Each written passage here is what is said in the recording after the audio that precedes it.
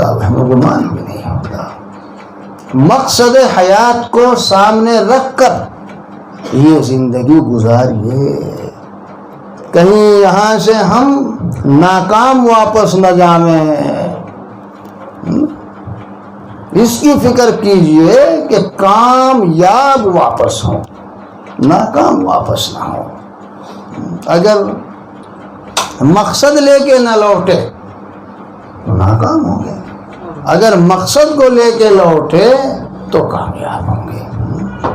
اس مقصد کے استحضار کے ساتھ جس نے زندگی گزار لی اور اس مقصد کو لے کے گیا وہ کامیاب ہے۔ آج مقصد کا استحضار ہم میں سے بہت کم لوگوں کو ہے، بس ضروریات سفر اور وسائل پہ لگے ہوئے۔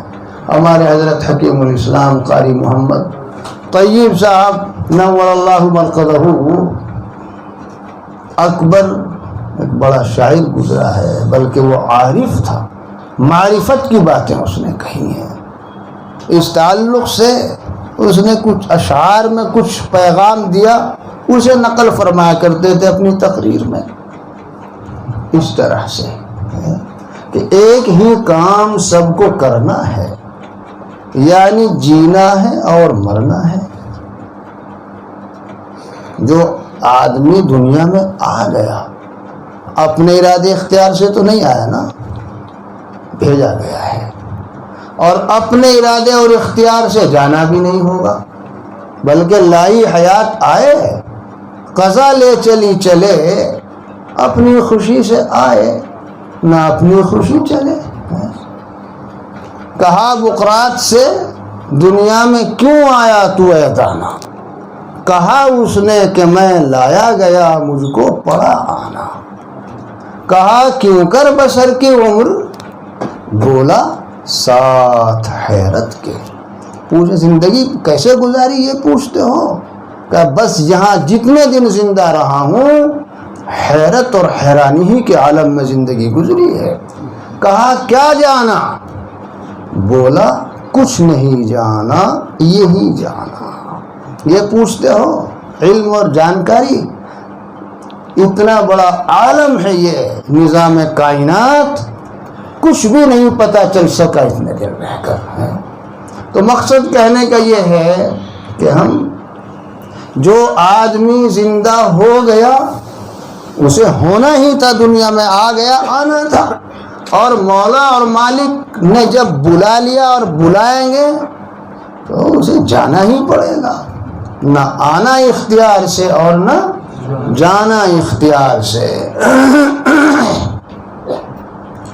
لائی حیات آئے اور قضا لے چلی چلے، اپنی خوشی سے آئے نہ اپنی خوشی چلے۔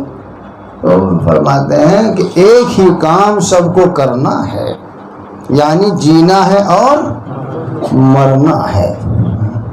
جو آدمی دنیا میں آ گیا اسے ایک نہ ایک دن جانا بھی ہے کہ نہیں جانا ہے۔ بقرات حکیم سے یا لقمان حکیم سے کسی نے پوچھا تھا، کسی کا انتقال جب ہوا، کہ فلاں کی موت کا سبب کیا ہوا؟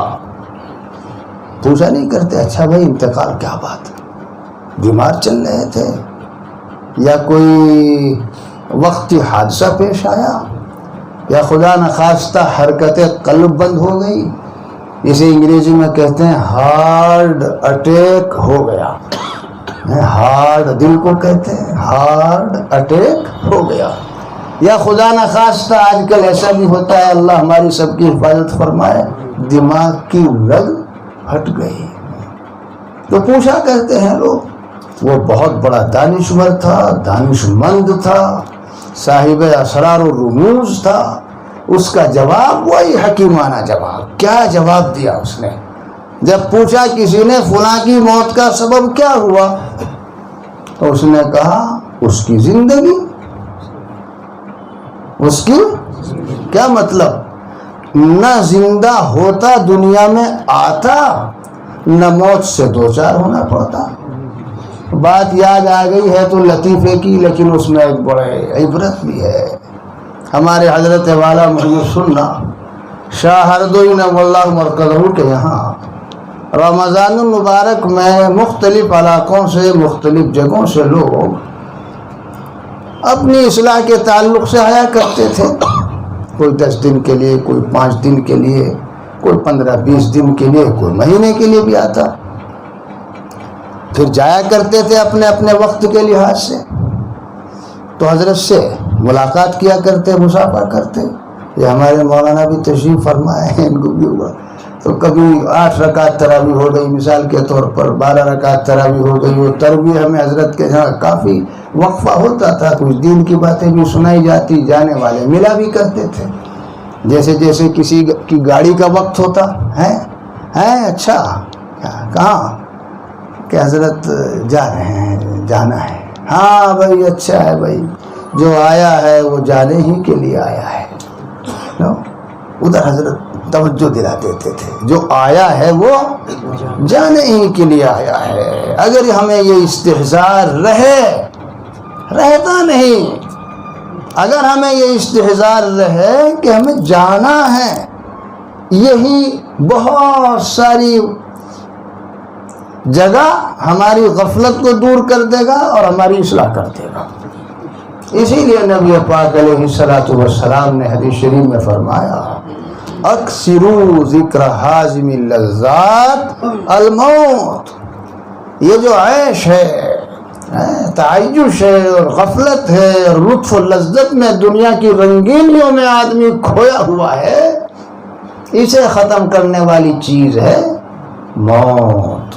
لفظ موت نہیں، موت کی حقیقت. فرمایا کثرت سے موت کو یاد کیا کرو. یہ ہے وہ چیز جو انسان سے لطف و لذت کو ختم کر دیتی ہے. موت کو یاد کرنے اور موت کی حقیقت کو یاد کرنے کا کیا مطلب ہے؟ آدمی یہ سوچے کہ ایک وقت ایسا آئے گا میں یوں جا رہا ہوں گا، نہ میرے ساتھ میرا مال و دولت ہوگا، نہ روپیہ پیسہ ہوگا، نہ کارخانے اور کمپنیاں اور فیکٹریاں اور گاڑی اور بنگلے اور کوٹھی اور یہ میرے اہل خانہ، میری بیوی بچے اور میرے دوست احباب، کچھ بھی ساتھ نہیں جائے گا. یہی تو ہے موت کی حقیقت. موت بہت بڑا واعظ ہے. تو میں تو اس کو سمجھا رہا تھا، بات اسی شاخ در شاخ ہو جائے گی کہ ایک ہی کام سب کو کرنا ہے، یعنی جینا ہے اور مرنا ہے. رہ گئی بحث رنج و راحت کی. اب بھائی راحت اور مزے میں رہیں گے کے ساتھ رہیں گے یا تھوڑا سا محنت اور مشقت کے ساتھ کا، یہ فقط وقت کا گزرنا ہے. وقت کا گزرنا 24 گھنٹے اس شخص کے بھی گزریں گے کہ جو عیش و عشرت میں ہے، اور وہی 24 گھنٹے اس کے بھی گزر جائیں گے جو نسبتاً محنت اور مشقت، موٹا جھوٹا کھاتا ہے، روکھا سوکھا بیچارہ پہنتا ہے، بہت اعلیٰ درجے کی رہائش بنگلے اور کوٹھیاں نہیں ہیں، سر چھپانے اور موسم کے حساب سے گرمی سردی کے بچنے کے لیے ایک جھوپڑا ہے، مکان ہے. گزر جائیں گے دونوں کے لیے 24 ہی گھنٹے ہیں. یہ فقط وقت کا گزرنا ہے. اب رہا ہے معاملہ کہ کون کیا کھاتا پیتا ہے. ایک کا معیار زندگی کھانے پینے میں بہت اونچا ہے، دوسرے کا نہیں. یہ کوئی ایسی چیز نہیں کہ جس پر کوئی آدمی فخر کیا کرے. رہ گئی بحث، ہاں قابل ذکر ہی نہیں ہے خور و نوش. یہ بہیمی کی خون سے لڑنا ہے. کھانا پینا بھی کوئی کمال کی چیز ہے کہ آدمی فخر کرے میں اتنا اونچا درجے کا کھانا کھاتا ہوں اور میں ایسا کھاتا ہوں. نہ کھانا ہے خوبی اور کمال کی چیز.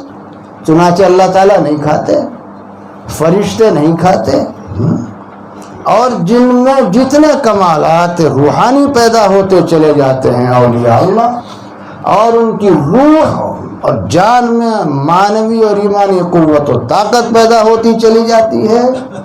بہیمیت سے مناسبت کم اور ملکوتیت و ملکیت سے مناسبت ان کی بڑھتی چلی جاتی ہے.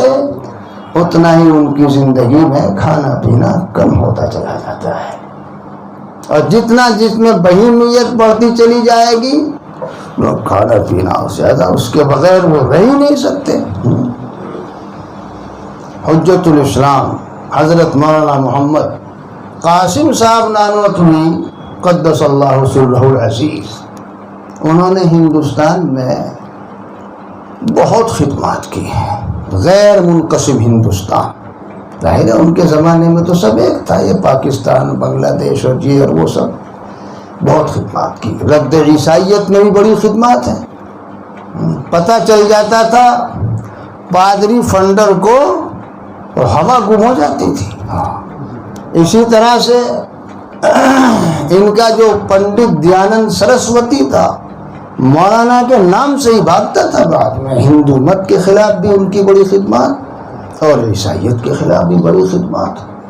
اللہ نے 49 سال کی عمر میں ان سے کتنے کام لیے، کمال اخلاص کی بات ہے۔ میں یہ بتانا چاہتا ہوں ان حضرات نے اتنی خدمات کی کہ کہا جا سکتا ہے آج ہم ان کی خدمات ہی کی وجہ سے الحمدللہ اس طرح سے مسلمان موجود ہیں، ہم اس حالت میں موجود ہیں۔ بڑی قربانیاں دی ہیں، مناظرے کیے ہیں، بڑے مناظرے۔ بعض مرتبہ ایسا ہوا کہ حضرت نہیں جا سکے تو تلامذہ اور شاگرد بڑے بڑے اہل علم علماء ان کو بھیج دیا۔ اب جب چھوٹے جاتے ہیں تو بڑوں سے مشورہ کرتے ہیں۔ ایک موقع پر ایسا ہوا کہ حضرت سے مشورہ کرنے لگے ان کے شاگرد اور تلامذہ کے حضرت، اچھا مناظرے میں شرائط طے ہوا کرتے ہیں تو ہمیں تھوڑا سا رہنمائی فرمائیں، تو بتا دیا۔ پھر انہوں نے بطور لطیفے کے حضرت الاستاذ سے یہ عرض معروض کی، حضرت اور یہ بھی سنا ہے کہ پنڈت دیانند سرسوتی کھاتا بہت ہے، اور حضرت اگر وہ کھانے میں مناظرہ کرنے لگا تو ہم کیا کریں گے؟ تو حضرت مولانا نے فرمایا بھائی پہلی بات تو یہ ہے کہ مناظرہ تو کمال میں ہوتا ہے، کھانا تو نقص اور عیب کی چیز ہے، اس میں کیا مناظرہ۔ نمبر 2، اگر اس میں مناظرہ کرنے لگے تو تم کہہ دیو کہ اچھی بات ہے، ہم ہاتھی اور گھوڑوں کو پیش کر دیں گے تمہارے مقابلے میں، کھاؤ۔ ہاں اگر وہ نہ کھانے میں مناظرے پر آ جائیں تو طے کر لیجیے۔ اور اس موقع سے یوں فرمایا تھا، نہ کھانے میں مناظرہ کہ بند کر دو پنڈت دیانند سرسوتی کو بھی ایک کمرے میں، اور بندے ہیچ مداں قاسم کو بھی ایک کمرے میں بند کر دو، دیکھیں کتنے دن کون بغیر کھائے رہتا ہے۔ آج کل تو مولوی فخر کرتے ہیں کہ میں یہ کھایا اور وہ کھایا ہے، میں یہاں تو نہیں کہتا کہ اتنے ایٹم کھائے اور اتنے ایٹم کھلائے، وہ تو ایٹم بم ہے۔ فرمایا کہ الحمدللہ، یہ بات ذکر کرنا چاہتا ہوں، الحمدللہ یہ بندے ہیچ مداں قاسم 40 دن بغیر کھائے زندہ رہ سکتا ہے۔ یہاں قاسمی بھی تو ہے نا، اور ویسے قاسمی میری اپنی اصطلاح ہے، جہاں صرف فضلاء سے کہیں خطاب کرتا ہوں اور کچھ ذرا لے میں ہوتا ہوں تو ان سے کہتا ہوں تم کس بنیاد پر لکھتے ہو اپنے کو قاسمی؟ ذرا بتائیے تمہارے اندر کون سی ادا ہے حجت الاسلام مولانا محمد قاسم نانوتوی کی؟ تم کدھر سے قاسمی ہو؟ دائیں سے، بائیں سے، آگے سے، پیچھے سے، اوپر سے، نیچے سے، اندر سے، باہر سے، ظاہر میں، باطن میں، علم میں، عمل میں، قلب میں، دماغ میں، کس چیز میں تم قاسم ہو، لکھتے ہو قاسمی؟ کچھ تو لاج رکھو جب ان کی شخصیت و ذات کی طرف نسبت کرتے ہوئے لکھتے ہو قاسمی ہے۔ تو حکیم الاسلام حضرت قاری طیب صاحب قدس روح جو اس کو فرمایا نا، انہوں نے کہا کہ قابل ذکر ہی نہیں ہے خرونوش، یہ بہیمی کی خو سے لڑنا ہے۔ آج اسی کی خاطر لوگ کیسی بھاگ دوڑ، ہمارا معیار کھانے کا بھی اعلیٰ ہو، ہمارا معیار رہنے کا بھی بہت اعلیٰ ہو، ہمارا معیار پہننے کا بھی بہت اعلیٰ ہو، اور لیٹے گا آدمی 1 من مٹی کے نیچے، وہاں کون سا بنگلہ اور کوٹھی لے کے جائے گا؟ کون سا فرش مخملی اور قالین اور گدے نرم نرم لے کے جائے گا؟ قابل ذکر ہی نہیں ہے خرونوش، یہ بہیمی کی خون سے لڑنا ہے۔ اور رہ گیا عز و جاہ کا جھگڑا۔ عز، ہماری ایسی عزت ہو، ہماری بڑی شہرت ہو، ہر جگہ ہمارا ہی ذکر و تذکرہ، ہمارا ہی چرچا ہو، جسے حب جاہ کہتے ہیں۔ رہ گیا عز و جاہ کا جھگڑا، یہ تخیل کا پیٹ بھرنا ہے۔ قوت خیالیہ، یہاں کی عزت کی کیا حقیقت ہے؟ دوسروں کی قوت خیالیہ، کسی کے ساتھ اچھے ظن اور گمان کی قائم ہو گئی تو اسی کو عزت کہتے ہیں، اور اگر ذرا برے گمان کی قائم ہو گئی اسی کو ذلت کہتے ہیں۔ یہ قوت خیالیہ پر مدار ہے۔ آج ایک کے ساتھ اچھا ظن قائم ہو گیا تو صاحب اس کا اکرام کرنا شروع کر دیا، اس کو عزت دینی شروع کر دی، یہ کرنا شروع کر دیا، اس کے گلے میں پھولوں کا ہار ڈالنا شروع کر دیا، اور کل کو اگر خیال بدل گیا تو جوتوں کا ہار بھی ڈال دیتے ہیں۔ یہ تو خیالی عزت اور ذلت ہے۔ عزت تو وہ ہوگی جو وہ نفس الامری ہوگی اور واقعی ہوگی، اور جسے بقا اور دوام ہے، اور جو کبھی ختم نہیں ہوتی، اور وہ حاصل ہوتی ہے تقوی کی بنیاد پر، کمال اطاعت کی بنیاد پر، جو اللہ والوں کو ہوتی ہے۔ وَلِلَّهِ الْعِزَّةُ وَلِرَسُولِهِ وَلِلْمُؤْمِنِينَ۔ اکبر نے تو اتنی بات کہہ کے بات پوری کر دی۔ حکیم الاسلام حضرت اقدس قاری طیب صاحب قدس سرہ فرماتے ہیں بھائی اکبر نے باتیں تو سب بڑی کام کی کہی، اور کہنے کا منشا یہ ہے کہ اس دنیا میں اور یہاں کے سفر میں یہ ساری چیزیں تو صرف زاد راہ کی حیثیت رکھتی ہیں، ضروریات سفر کی، تو ان میں آدمی منہمک ہو کے رہ جائے، ان کے پیچھے پڑا رہے، میں ایسا رہوں اور ویسا رہوں، اور میرا چرچا ہو اور میری عزت ہو اور میری شہرت ہو، یوں مجھے دولت مل جائے، میرا کاروبار ملکی سطح سے صوبائی سطح سے ملکی اور ملکی سطح سے عالمی سطح پر ہو، اور میرے ہوٹل اور میرے کارخانے دنیا کے مختلف ملکوں میں ہو جائیں، اور میرے پاس بڑی دولت ہو جائے۔ یہ سب ضروریات سفر اور زاد راہ ہیں۔ سفر کی ضروریات تو بقدر ضرورت ہوتی ہے، توشہ بھی بقدر ضرورت ہوتا ہے۔ اصل فکر یہ ہوتی ہے کہ جہاں آدمی ٹھہرے گا جا کر، جو مستقر ہے، وہاں اس کا معاملہ کیا ہوگا، رہنے کی صحیح جگہ ہے، کتنا رہنا، ہمارے 2 مہینے اور 4 مہینے اور سال اور 2 سال، اور اگر کہیں سدا رہنا ہو، اس کی فکر کی ضرورت ہے۔ حکیم الاسلام قاری طیب صاحب کو دوسرے فرماتے ہیں کہ اکبر نے یہ تو بتا دیا کہ یہ ساری چیزیں کوئی قابل اعتنا نہیں ہے، ضروریات سفر بتا دی، مگر یہ نہیں بتایا کہ مقصد سفر ہے کیا، آیا کیوں ہے۔ ایک ہی کام سب کو کرنا ہے، یعنی جینا ہے اور مرنا ہے، رہ گئی بحث رنج و راحت کی، یہ فقط وقت کا گزرنا ہے، قابل ذکر ہی نہیں ہے خرونوش، یہ بہیمی کی خون سے لڑنا ہے، اور رہ گیا عز و جاہ کا جھگڑا، یہ تخیل کا پیٹ بھرنا ہے۔ اب حکیم الاسلام تو حکیم الاسلام ہے، فرماتے ہیں بات ابھی پوری نہیں ہوئی، منزل اور مقصد کا پتہ نہیں دیا۔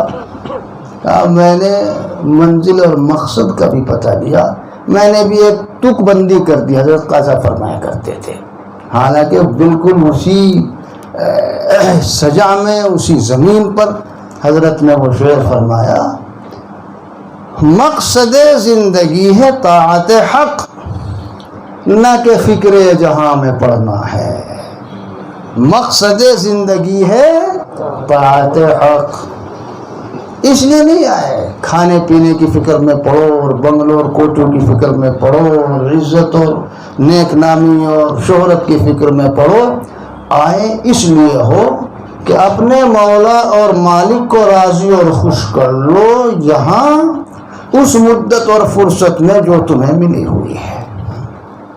مقصد زندگی ہے طاعت حق، نہ کہ فکر جہاں میں پڑھنا ہے۔ میرے عزیزوں، میرے بھائیوں اور دوستوں، اس مقصد کا اس وقت استحضار نہیں ہے۔ ہماری زندگی صرف ضروریات سفر اور زیادہ راہ کو مہیا کرنے کے پیچھے گزر رہی ہے، اور مقصد زندگی سے غفلت ہے۔ اگر مقصد لے کے نہ لوٹے، یعنی ہم نے زندگی اس طرح نہ گزاری کہ اپنے مولا اور مالک کو راضی اور خوش کر سکے، تو ہم کامیاب نہیں جائیں گے، اس لیے کہ مقصد تو یہی تھا۔ پھر یہاں سے ناکام واپس ہوں گے، اور جو ناکام آتا ہے اس سے کوئی خوش نہیں ہوتا، نہ اس کے گھر والے خوش، نہ عزیز اقربا خوش، نہ محلے والے خوش، نہ برادری والے خوش، نہ بستی والے خوش۔ کوشش کرو اس بات کی کہ مقصد کو لے کے جاؤ، اور زندگی ایک بار ملی ہے، دوبارہ پھر نہیں ملے گی۔ کہیں گے وہاں